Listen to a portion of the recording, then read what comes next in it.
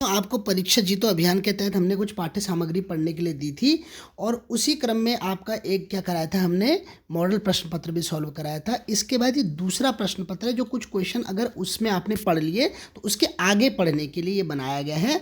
इसको बनाया है, इसका आभार है गीता चौहान मैडम को। आप GGIC लमगांव में क्या है, केमिस्ट्री की प्रवक्ता हैं। आपके आभार से ये पेपर बन करके आया है। मैं कोशिश कर रहा हूँ इसको सॉल्व कराने की।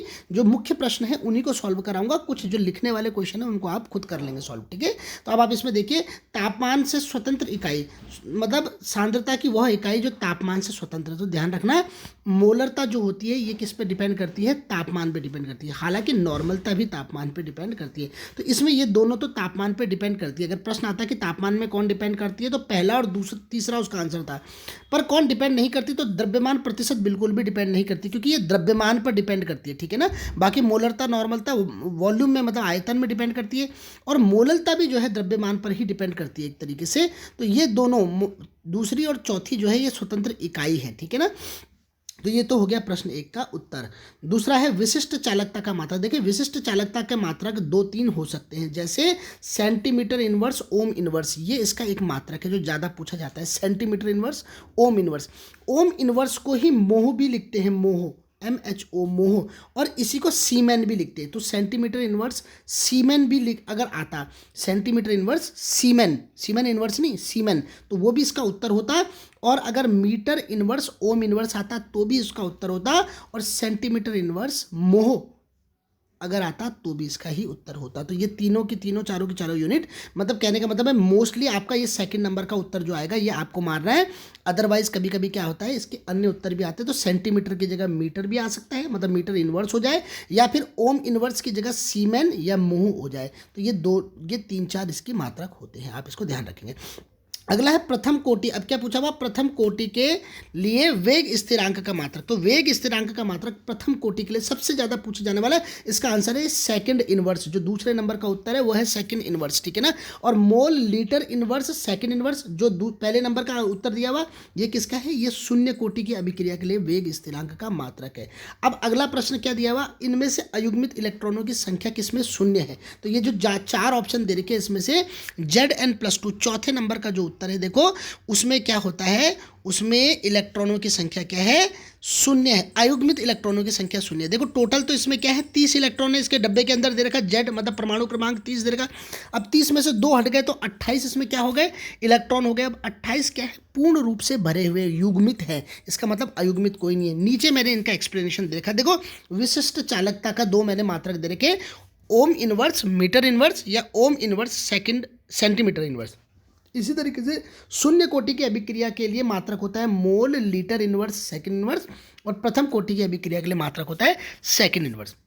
बच्चों, इसके अलावा एक बहुत ज़्यादा पूछा जाने वाला क्वेश्चन ये तीसरे नंबर पे मैंने लिखा हुआ है कि फॉस्जीन गैस का सूत्र क्या होता है। तो COCl2 फॉस्जीन गैस का सूत्र है, COCl2 फॉस्जीन गैस का सूत्र है। जबकि PH3 ये जो दिखा हुआ है ये फॉस्फीन गैस का सूत्र है। किसका, फॉस्फीन गैस का सूत्र है। तो फॉस्जीन और फॉस्फीन में कभी कंफ्यूजन हो जाता है। दूसरी बात, फॉस्फीन गैस का उपयोग कहाँ किया जाता है, होम्स सिग्नल में। होम्स सिग्नल मतलब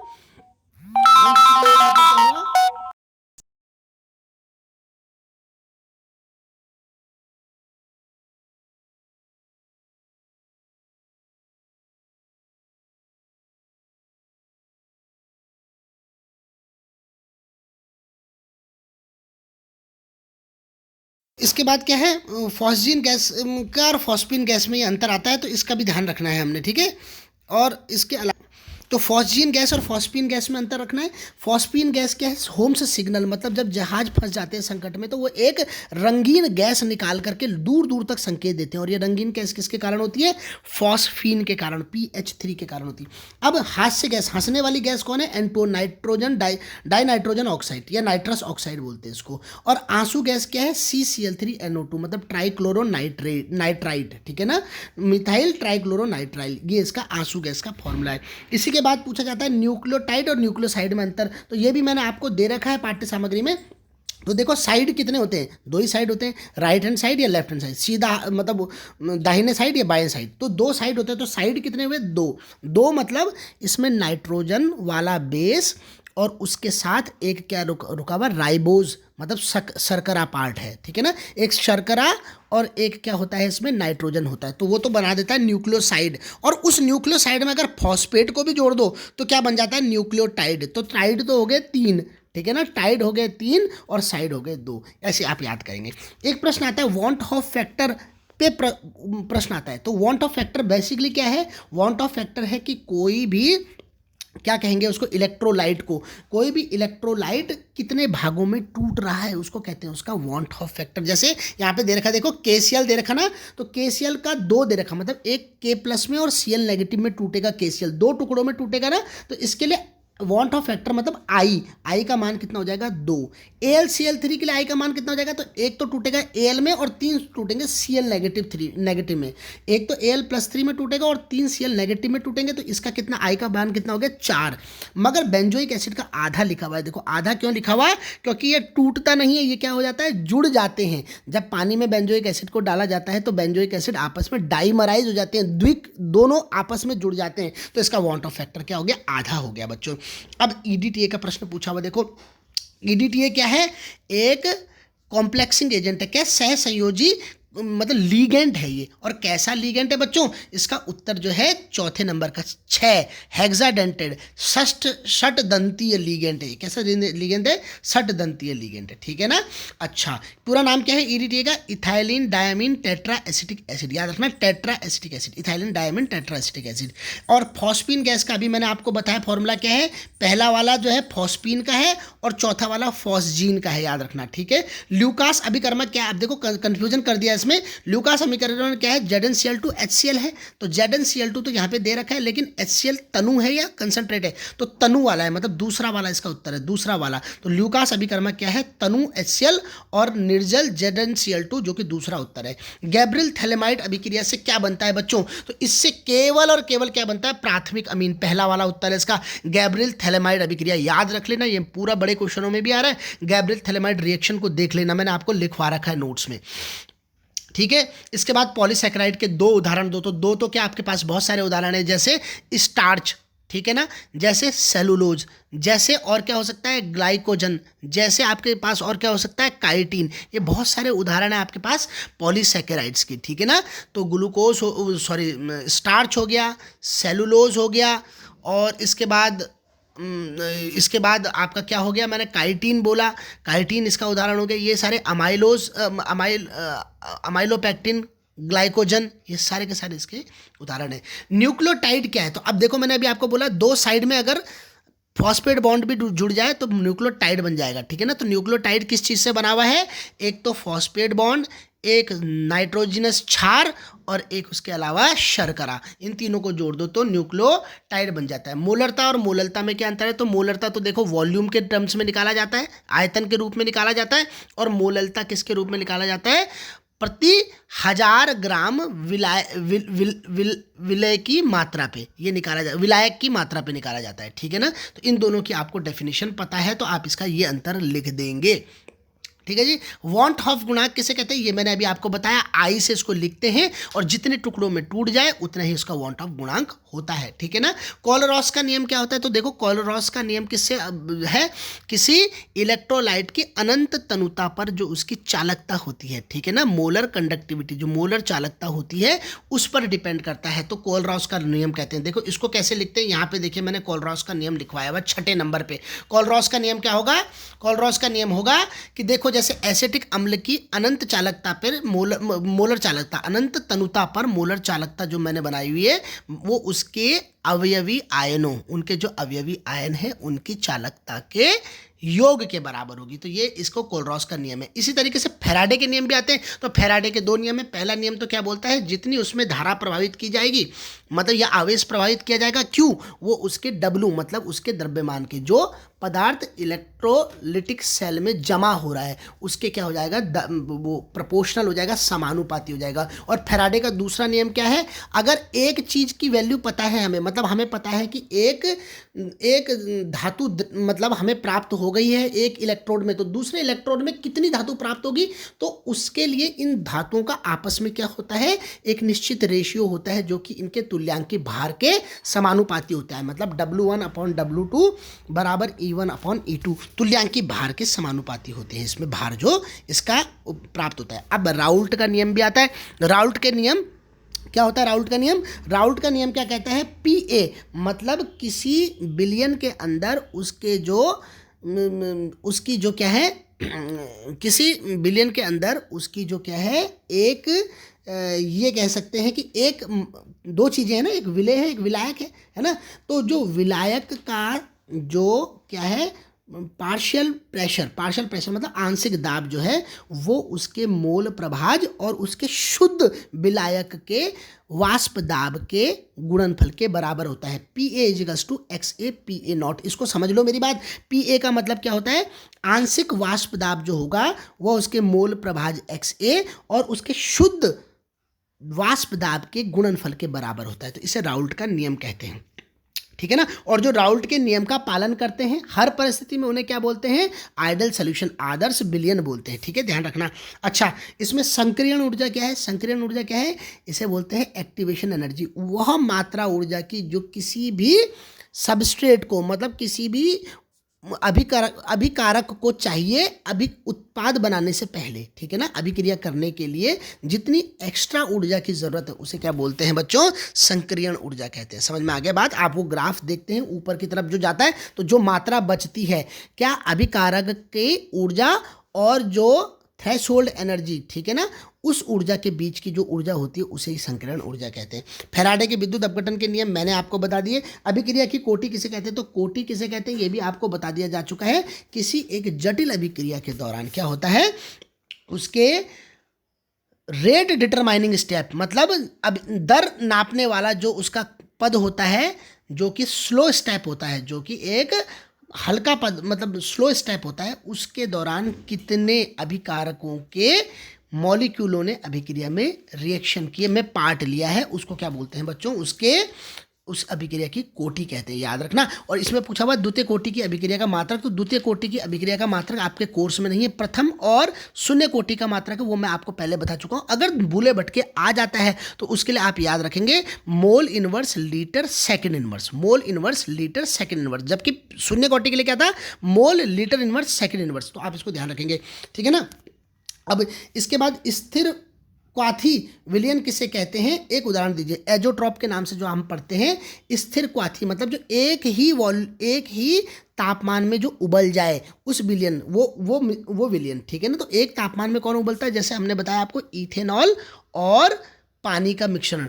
इथेनॉल का क्वथनांक क्या होता है? 67 होता है और वाटर का क्वथनांक कितना होता है? 100 डिग्री सेंटीग्रेड होता है। पर जब दोनों को एक मात्रा में मिलाया जाता है, मतलब 95% का विलयन बनाया जाता है, तो यह विलयन क्या होता है? अलग अलग ना उबल करके एक निश्चित तापमान 78 डिग्री के तापमान में क्या होता है? उबलता है। तो ये प्रॉपर्टी क्या है? किसकी होती है? स्थिर क्वाथी विलयन की, मतलब एक ही तापमान में वो उबलते हैं। राउल्ट के दोनों नियम, तो मैंने आपको जो नियम बताया वही नियम पूछा जाता है, एक ही नियम। दूसरा नियम बड़ा अलग नियम है जो कि यहाँ पे नहीं पूछा जाएगा आपको, उसको आप छोड़ देंगे। शून्य कोटि की अभिक्रिया के लिए अर्ध आयुकाल की गणना। हाँ जी, अर्ध आयुकाल की गणना कीजिए। तो अर्ध आयुकाल का सीधा फॉर्मूला तो आप पहले याद रख ही लें, ठीक है ना।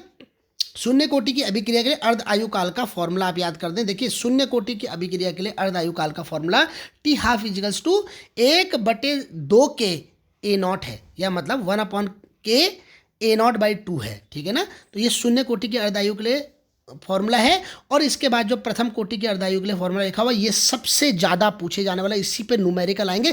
प्रथम कोटि की अभिक्रिया का आपको T12 निकालने के लिए, मतलब अर्ध आयुकाल निकालने के लिए पूछा हुआ जाएगा, और आपको उसका क्या दिया जाएगा? के मतलब क्या हुआ उसका? वह उसका ये हुआ के, इसका क्या होता है? उस अभिक्रिया के वेग स्थिरांक। तो वेग स्थिरांक अगर दे रखा है तो आप T12 निकाल सकते हो, और T12 अगर दे रखा है तो वेग स्थिरांक निकाल सकते हो। किस फॉर्मूले से? T12 = 0.693/K। ये फॉर्मूला बेटा आप लोगों को ध्यान रखना है। इसके बाद अगला क्वेश्चन देखिए। अगला क्वेश्चन क्या है इसमें? इसमें क्या है? अगला क्वेश्चन क्या है? शून्य कोटि की अभिक्रिया के बाद अगला है अभिक्रिया के वेग को प्रभावित करने वाले कारक। ये आपके हैंड आउट शीट में दिए गए हैं। ये 5 कारक हैं, ये आपको याद रखने हैं। जैसे अभिकारक की प्रकृति, अभिकारक की सांद्रता, इसके अलावा तापमान, इसके अलावा दाब और इसके अलावा उत्प्रेरक। ठीक है ना जी, ये भी। और प्रकाश भी हो सकता है, जो फोटो सेंसिटिव रिएक्शंस होंगे उनके लिए प्रकाश भी हो सकता है। क्रोमियम और कॉपर का इलेक्ट्रॉनिक विन्यास, सबसे इंपॉर्टेंट चीज़ है कॉपर और क्रोमियम का इलेक्ट्रॉनिक विन्यास। ये दोनों क्यों इंपॉर्टेंट है? क्योंकि ये दोनों आबाव के नियम का उल्लंघन करने वाले हैं। ये देखो यहाँ पे लिखा हुआ है आपको, क्रोमियम में परमाणु क्रमांक कितना है? 24। कॉपर का कितना है? 29। इन दोनों को में देखो, ये देखो 1s2 2s2 p6 3s2 3p6 D5 और 4s1, D5 हो जाता है और 4s1 हो जाता है। अन्य लोगों में 4s2 होता है, पर इन दोनों के ही केस में 4s1 होता है। 4s1 ध्यान रख लेना, ये आफबाव के नियम का उल्लंघन करने के लिए करते हैं, दोनों उनके अपवाद हैं। इसलिए इन दोनों को याद 4-5 बार लिख करके याद कर लो। अगर कुछ इलेक्ट्रॉनिक विन्यास के ऊपर पूछा जाएगा तो बस यही पूछा जाएगा, इसलिए इनको बिल्कुल नहीं छोड़ना आपने। इसके बाद अब आप उपसंयोजन यौगिक और द्विक लवण में अंतर, तो उप संयोजन यौगिक और द्विक लवण में अंतर, ये भी देखो मैंने यहाँ पे लिख करके दे दिया। उप संयोजन यौगिक देखो यहाँ पे क्या बना रखा है? K4Fe6। अगर इसको पानी में डालोगे तो कैसे टूटेगा? ये K+ आयन बनाएगा और ये डब्बा जो बना हुआ FeCN6 वाला ये माइनस बनेगा। कहने का मतलब है इसमें टूटा है, आयन में टूटा है, लेकिन डब्बा नहीं टूटा, डब्बे के अंदर की चीज़ें बाहर नहीं निकली। लेकिन द्विक लवण में क्या होता है? K4, जैसे मैंने यहाँ पे देखो K2SO4 Al2SO4, मतलब एक द्विक लवण का उदाहरण, एक एलम का उदाहरण दे रखा है मैंने। इसी तरीके से मोहर साल्ट वगैरह भी ले सकते हैं हम। तो ये जब टूटेंगे तो सारे आयन टूट जाएंगे, जैसे K+ भी टूट जाएगा, Al+3 भी निकल जाएगा और SO4- भी निकल जाएगा। तो ये अंतर है, द्विक लवण में सारे के सारे आयन अलग हो जाएंगे, जबकि उपसंयोजन में केवल वही आयन अलग होंगे जो डब्बे के बाहर हैं, डब्बे के अंदर वाले आयन अलग नहीं होंगे। आगे देखिए, फ्रीडल क्राफ्ट रिएक्शन क्या है? समीकरण जैसे मैंने आप लोगों को बेंजीन की फ्रीडल क्राफ्ट रिएक्शन बता रही है, आप उसको देखो। निर्जल AlCl3 की प्रेजेंस में CH3Cl या CH3COCl के साथ अभिक्रिया करता है। ESR, इलेक्ट्रोफिलिक सब्स्टिट्यूशन रिएक्शन इन्हें कहते हैं। आप इसको देखिए, ये आपको ये प्रश्न बहुत ज़्यादा पूछे जाने वालों में से फ्रीडल क्राफ्ट रिएक्शन। फ्रेऑन 12 DDT और CCl4 तथा आयोडोफॉर्म के उपयोग बताइए। तो देखिए जी, CCl4 क्या है? ये तो एक निश्चेतक है। क्या करता है CCl4? मतलब पहले, अभी तो नहीं, पहले ये क्या काम करता था? ये निश्चेतक की तरह यूज होता था। अभी इसका काम अभिक्रिया मतलब ये रिएजेंट की तरह, लेबोरेटरी रिएजेंट के रूप में बहुत उपयोग में आता है। किस तरीके के? हाइड्रोफोबिक मतलब जो पानी से द्रव, हाइड्रोफोबिक बोलते हैं इन सॉल्वेंट्स को, ठीक है ना। तो ये इस तरीके के कैसा रिएजेंट की तरह यूज़ किया जाता है, ठीक है ना। बहुत सारी रासायनिक अभिक्रियाओं में रिएजेंट की तरह यूज़ किया जाता है। DDT क्या है? DDT एक क्या है? देखो, जो घरों में काइयाँ हो जाती है ना बारिश के टाइम पे, तो उसे आगे में छिड़कते हैं, तो ये एक तरीके से क्या है? ये कवक वगैरह को मारने के लिए इंसेक्टिसाइडल की तरह यूज़ किया जाता है। फ्रियोन 12 ये क्या है? एक प्रोपेलेंट है, गैस है, ठीक है ना। फ्रियोन क्या है? एक गैस है, प्रोपेलेंट है। कहाँ कहाँ पे यूज होती है ये गैस? ये फ्रिजों में वगैरह में बहुत ज़्यादा यूज़ होती थी। और किस में यूज़ होती थी ये? और ये यूज़ होती थी किस में? जो हमारे डिओड्रेंट वगैरह आते हैं, मगर अब इनका प्रयोग कम कर दिया, क्योंकि ये क्या करती है हमारी? ये हमारे ओजोन लेयर को क्या करती है? डिप्लीट करती है, ठीक है ना। तो ये इसके उपयोग भी मैंने कुछ बता दिया आपको, ठीक है ना। इसके अलावा SN1 और SN2 रिएक्शन लिखिए। तो ये मैंने आपको बता रखा है, न्यूक्लियोफिलिक जो नाभिक स्नेही अभिक्रियाएं हैं वो दो तरीके से पढ़ते हैं हम लोग, SN1 और SN2, और वो आप पूरा देख लीजिए। उसमें कम से कम 6-7 पॉइंट बिंदुओं में उन दोनों का अंतर और सारी रिएक्शन की मैकेनिज्म बता रही है, उसको आप जरूर पढ़ लीजिए। अब इसमें NiCl4-2 अनुचुंबकीय, जबकि NiCO4 प्रतिचुंबकीय। तो अब प्रतिचुंबकीय और अनुचुंबकीय का मतलब क्या है? देखो, प्रतिचुंबकीय का मतलब क्या है? इसमें चुंबक की तरह क्या नहीं है? चुंबक की तरह इसमें चुंबक की तरह क्या नहीं है? गुण नहीं है, ठीक है ना। मतलब ये चुंबकीय प्रभाव नहीं दिखाता, जबकि दूसरा वाला चुंबकीय प्रभाव दिखाता है NiCl4। ऐसा कारण क्यों है? इसका कारण जब आप VBT वैलेंस बॉन्ड थ्योरी पढ़ते हैं, वहाँ पे हम देखते हैं कि अयुग्मित और युग्मित इलेक्ट्रॉन जिसमें रहते हैं। देखो, दोनों में निकिल +2 की फॉर्म में है। दोनों ही जो आपके दोनों के दोनों कॉम्प्लेक्स जो है इनमें निकिल +2 की फॉर्म में है। लेकिन पहला वाला निकिल जो है, पहला वाला जो निकिल आ रहा है, वो क्या बना रहा है?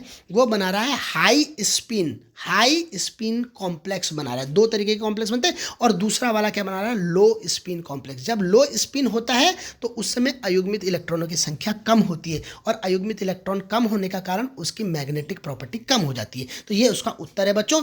3 नंबर के प्रश्न में ये पूछा जा चुका है क्वेश्चन, आप इसको थोड़ा सा देख लें, नहीं तो आपकी मास्टरमाइंड में भी ये दिया हुआ, इस प्रश्न को भी कतई ना छोड़ें आप, ठीक है ना।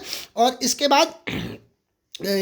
बाद अगला क्वेश्चन पूछा हुआ निकिल H2O+2 वाला और निकिल Cn-2 वाला, ये दोनों प्रश्न पूछे हुए। एक का पूछा हुआ ये विलयन हरा है और दूसरा पूछा हुआ है कि ये विलयन क्या है, रंगीन है। इसका भी लगभग यही कारण है, जो रंगीन विलयन होते हैं उसमें अयुग्मित इलेक्ट्रॉन नहीं होते। तो जैसे वहाँ पे CO था Na के साथ, वो क्या था, प्रबल स्टीरियोकेमिकल लीगेंड था, मतलब वो क्या था, वो स्ट्रॉन्ग लीगेंड था। और यहाँ पे क्या है, Cn, ये भी स्ट्रॉन्ग लीगेंड है। इसलिए दोनों ही केसेस के आ जाने के कारण क्या हो जा रहा है, उसमें लो स्पिन कॉम्प्लेक्स बन जा रहा है, मतलब उसमें अयुग्मित इलेक्ट्रॉनों की संख्या कम हो जा रही है। और कम क्या हो जा रही है, बिल्कुल जीरो हो जा रही है। और जीरो हो जाने के कारण एक तो उसका नेचर कैसा हो जाता है, पत्ती चुंबकीय हो जा रहा है, और दूसरा उसमें कोई भी रंग नहीं आ रहा, क्योंकि रंग भी किसके कारण आता है, रंग भी अयुग्मित इलेक्ट्रॉनों के कारण आता है। तो दोनों ही प्रश्नों का लगभग एक जैसा उत्तर है। अगर आप बढ़िया होगा, अगर आप अपने मास्टरमाइंड में देखें, इसमें निकिल +2 का लो स्पिन और हाई स्पिन बनाते समय इलेक्ट्रॉनिक विन्यास बताया गया होगा, वह बनाना भी बहुत आवश्यक हो जाता है अगर तीनों के तीनों नंबर आपने उठाने हैं तो, ठीक है। प्रथम कोटि की अभिक्रिया के लिए समाकलित वेग, तो इसके लिए इंटीग्रेटेड रेट लॉ आपको गणना करनी है, ये आप थोड़ा करेक्शन पढ़ लीजिए। इसके बाद मानक हाइड्रोजन इलेक्ट्रोड किसे कहते हैं, तो हाइड्रोजन, जो भी इलेक्ट्रोड चेक करते हैं हम किसी भी चीज़ का, ठीक है ना, मानक, तो वो किसके कंपैरिजन में करते हैं, हाइड्रोजन की कंपैरिजन में करते हैं। इसलिए हाइड्रोजन को क्या बना दिया गया है, मानक हाइड्रोजन इलेक्ट्रॉन SHE बना दिया गया है इसी की कंपैरिजन में। मतलब कोई चीज़ ज़्यादा ऑक्सीकरण दिखा रही है या ज़्यादा अपचयन दिखा रही है, इसका पता लगाने के लिए हम उसके इलेक्ट्रोड बना करके उसको किससे कंपेयर करते हैं, हाइड्रोजन से, ठीक है ना। इसलिए इसको मानक हाइड्रोजन इलेक्ट्रोड कहते हैं। जंग लगने का रासायनिक सूत्र क्या है, तो देखो जंग लगने का रासायनिक सूत्र ये रहा, आयरन या लोहा जो होता है पानी और ऑक्सीजन से रिएक्शन करके Fe2O3 बनाता है, ठीक है ना। कहीं कहीं पे आप ये भी, अगर शॉर्टकट में आपने लिखना है तो आप ये भी लिख सकते हो, Fe बना रहा है Fe+2, इतना भी लिख दो तो काम चल जाएगा। मगर जंग लगने का पूरा फॉर्मूला क्या है, iron + O2 + H2O gives Fe2O3। और इसके दौरान क्या होता है, उस लोहे का वजन बढ़ जाता है, याद रखना, इसके दौरान लोहे का वजन बढ़ जाता है। तो इतना आपने जंग लगने का रासायनिक सूत्र देखा। अगले पेज में देखिए IUPAC नेम दिए हुए हैं, आपको संरचनाएं बनानी है।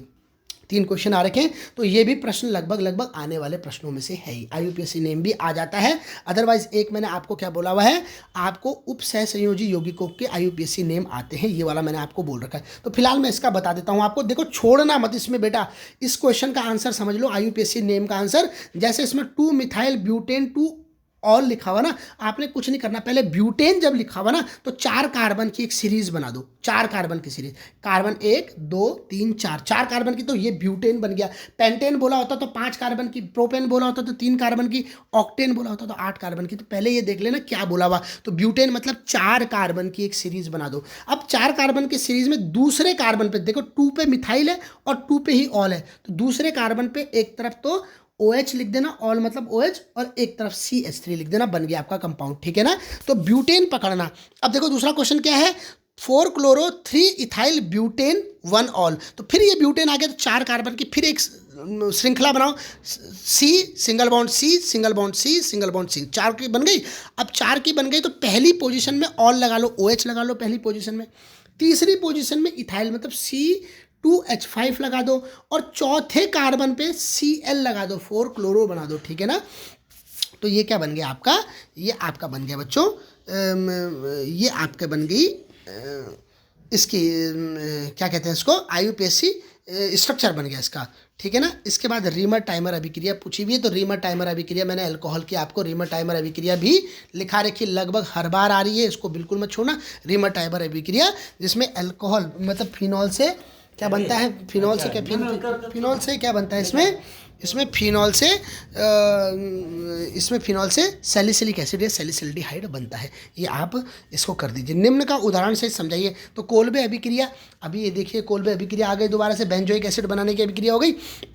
और इसके बाद विलियमसन ईथर सिंथेसिस, इसमें ईथर बनता है, डाई इथाइल ईथर बनता है, ये वाली अभिक्रिया भी आप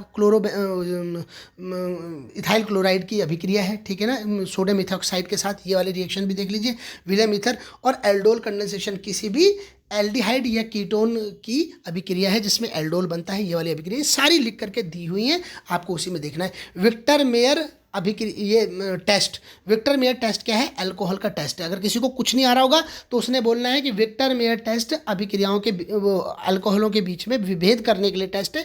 किस तरीके के अल्कोहलों में? प्राइमरी, सेकेंडरी और टर्सरी में। क्या होता है इसमें? प्राइमरी और सेकेंडरी तो क्या करते हैं? रिएक्शन करते हैं, मगर टर्सरी वाला क्या नहीं करता? रिएक्शन नहीं करता। प्राइमरी वाला क्या करता है? अभिक्रिया देने के बाद क्या बनाता है? एक ब्लड रेड, लाल रक्त के तरीके का विलयन बनाता है, जबकि सेकेंडरी वाला क्या करता है? डार्क ब्लू कलर का विलयन बनाता है। और टर्सरी वाले इस अभिक्रिया को नहीं देते। अगर अभिक्रिया देखनी है तो देखो इस अभिक्रिया के दौरान क्या होता है? विक्टर मेयर टेस्ट के दौरान क्या होता है? इसको अल्कोहल को क्या करना पड़ता है? रेड फास्फोरस और आयोडीन के साथ रिएक्शन करानी पड़ती है। उसके बाद जो आपका प्रोडक्ट बनता है उसको सिल्वर नाइट्राइड AgNO2 के साथ रिएक्शन करानी पड़ती है, और फाइनली नाइट्रस एसिड HNO2 के साथ उसकी जब रिफ्लेक्सिंग करते हैं, रिएक्शन कराते हैं, तो तब हमारे को पहले केस में, प्राइमरी वाले के केस में ब्लड रेड कलर मिलता है, दूसरे वाले के केस में ब्लू कलर मिलता है, और तीसरे वाले के केस में कोई अभिक्रिया नहीं होती। इस तरीके से हम प्राइमरी, सेकेंडरी और टर्सरी अल्कोहल्स को क्या करते हैं? विक्टर मेयर टेस्ट के थ्रू क्या करते हैं? विभेद कर देते हैं। ठीक है जी। अमीनो अम्ल के जलीय विलयन में ज्यूटर आयन, तो ज्यूटर आयन भी आप लोग देख लेना। ज्यूटर आयन बाईपोलर आयन को बोलते हैं। द्वि आयनिक जो संरचना होती है अमीनो अम्लों की, उसको क्या बोलते हैं? उसको क्या बोलते हैं? ज्यूटर आयन बोलते हैं। इसको भी आप अपनी दी गई हैंड आउट शीट में देख लेना। ज्यूटर आयन क्या होता है? क्योंकि अमीनो अम्लों में एक NH2 और एक COOH ग्रुप होता है, दोनों ग्रुप होते हैं, इसलिए NH2 क्या बनाता है? एक प्रोटॉन लेके NH3+, और COH ग्रुप एक H+ दे करके COO नेगेटिव बनाता है। मतलब इसी संरचना के अंदर धन आयन और ऋण आयन होता है, इसलिए इसमें दोनों के दोनों क्या होते हैं? ध्रुव होते हैं, बाईपोलर। ठीक है ना। और देखा जाए तो यह क्या होता है? ये एक न्यूट्रल स्ट्रक्चर होता है, न्यूट्रल स्ट्रक्चर होता है। ठीक है जी। तो ये भी आप समझ गए। बेस प्लस क्या जोड़ दें कि न्यूक्लियोसाइड बन जाए? तो मैंने आपको बोला 2 साइड होती हैं, तो 2 साइड मतलब एक तो बेस हो गया और एक क्या जोड़ोगे इसमें? शर्करा। क्या जोड़ेंगे इसमें आप? शर्करा। तो क्या बन जाएगा? न्यूक्लियोसाइड। और न्यूक्लियोसाइड में ही अगर मैंने आपको बोला फॉस्फेट जोड़ दोगे तो न्यूक्लियोटाइड बन जाएगा। इसके बाद एंजाइम क्या होते हैं? तो एंजाइम क्या होते हैं बच्चों? प्रोटीन होते हैं। और कैसे प्रोटीन होते हैं? गोल प्रोटीन, गोलीय प्रोटीन, स्फेरिकल प्रोटीन्स होते हैं। ठीक है ना।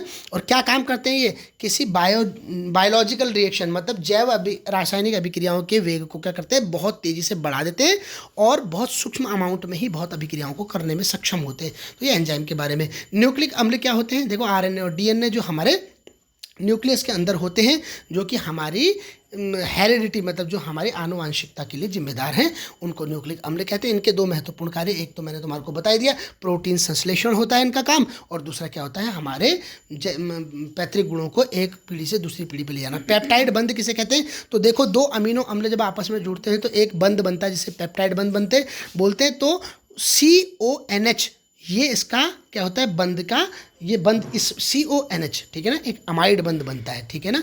जैसे COOH एक अमीनो अम्ल का और NH2 एक अमीनो अम्ल का, ये आपस में जब रिएक्शन करते हैं तो इस तरीके से एक वाटर मॉलिक्यूल के निकलते ही CONH क्या बनता है? एक पेप्टाइड बंध बनता है, CONH। ठीक है ना। नर्नेस्ट इक्वेशन, इसको ध्यान कर लेना। देखो अमानक मतलब मानक कंडीशन में नहीं, अमानक कंडीशन में मतलब नॉन स्टैंडर्ड कंडीशन में इलेक्ट्रोड पोटेंशियल मतलब ई सेल विभव निकालने का, किसी सेल के विभव निकालने के लिए ये नर्स्ट इक्वेशन को यूज करते हैं, जो कि क्या है? E cell is equals to E naught cell minus 0.0591 upon n log concentration of oxidant upon concentration of reductant. ठीक है ना। इसको ध्यान रख लेना। ये नर्स्ट इक्वेशन है। ये इस रूप में भी पूछी जा सकती है कि रिएक्शन लिखें, और ये इस रूप में भी पूछी जा सकती है कि आपको E0 दे रखा होगा, ऑक्सीडेंट और रिडक्टेंट की सांद्रता दे रखी होगी, और उस सेल का विभव पूछा, ई सेल पूछा हुआ होगा, तो वो आपको निकालना पड़ेगा। इसके बाद भाई बच्चों गैल्वेनिक सेल की कार्यविधि एवं सचित्र बनाइए। तो इसके लिए एक सेल का मॉडल देख लेना। ये मैं बहुत ज़्यादा जोर नहीं दे रहा हूँ इन तरीके के क्वेश्चनों में। शुष्क सेल भी क्या है? गैल्वेनिक सेल ही शुष्क सेल है। ठीक है ना। जो हमारे शुष्क सेल हैं वही मतलब गैल्वेनिक सेल भी हैं। और 20 ग्राम मात्रा में CH3OH के कितने मोल होंगे? तो देखो CH3OH, इसको जोड़ो, कार्बन 12 और 3 15 और 1 16, 16 और 16, 16 16 दूनी 32, तो 32 ग्राम का 1 मोल होता है। ठीक है ना। ये मीथेनॉल जो है इसमें क्या है 32 ग्राम का 1 मोल होता है, तो 20 ग्राम में कितने मोल होंगे, तो आप समझ गए 1/32 गुणा 20 इतना कर दो तो इतने मोल निकलेंगे इसके।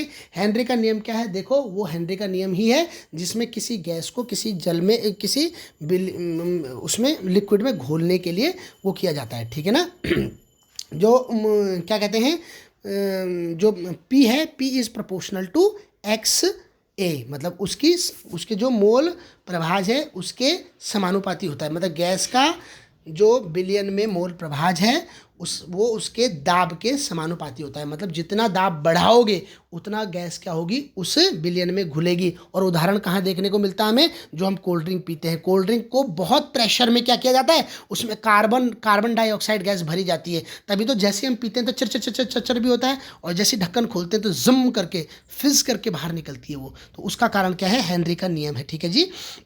नियोन और आर्गन के गैस के उपयोग लिखिए, ये क्योंकि पी ब्लॉक हमारे कोर्स में से हट चुका है तो ये गैस भी गई यहाँ से, ठीक है ना। कहने जा रहा हूँ अभिक्रिया, ये आपको देखनी है, ये इंपॉर्टेंट अभिक्रियाओं में से एक है, इसको बिल्कुल नहीं छोड़ना। परासरण दाब, ऑस्मोटिक प्रेशर, इस पे बेस्ड मैंने आपको न्यूमेरिकल बोला हुआ है, जरूर आएगा। पाई इजिकल्स टू एन या CRT, pi is equal to CRT formula बनता है किसका, परासरण दाब का, पाई इजिकल टू CRT। सांद्रता और किस पे डिपेंड करता है, सांद्रता और ये परासरण दाब पे संबंधित प्रश्न आता है, उसको जरूर देख लीजिए मेरे वीडियो में। इसके अलावा आणविकता क्या है, अभी आपको कोटि बताई थी। आणविकता क्या होती है, सीधा सीधा उसके स्टोइचोमेट्रिक कोफिशिएंट का ऐड, मतलब अगर 1H2 + 3N2 + 3H2 लिखा हुआ है अभिक्रिया में, ठीक है ना, तो 1 + 3 क्या हो गया, 4 इसकी क्या हो गई, आणविकता हो गई। और आंतरिक संक्रमण तत्व किसे कहते हैं, आंतरिक संक्रमण तत्व मतलब वो जो F ब्लॉक के तत्व है उन्हीं को बोलते हैं रेयर अर्थ मेटल, आंतरिक संक्रमण तत्व बोलते हैं या रेयर अर्थ मेटल बोलते हैं, ठीक है ना। दुर्बल मृदा तत्व भी कहते हैं उन्हें। और मिश्र धातु किसे कहते हैं, जब धातु एक से अधिक धातुओं को आपस में जोड़ के एक नई धातु का निर्माण किया जाता है, जो कि दोनों के कुछ ना कुछ गुण रखते हैं। जैसे ड्यूरालामीन क्या होता है, हमारे जो इतने बड़े बड़े जहाज होते हैं उनका स्ट्रक्चर किससे बना हुआ रहता है, अगर वो लोहे से बनाएंगे तो इतना भारी हो जाएगा, तो उसे एल्यूमिनियम मैग्नीशियम इनसे जोड़ करके बनाते हैं। ड्यूरालामीन उसमें बहुत ज़्यादा यूज़ होने वाला वो है, तो आपको इस पर बेस्ड भी क्वेश्चन कुछ आ सकते हैं।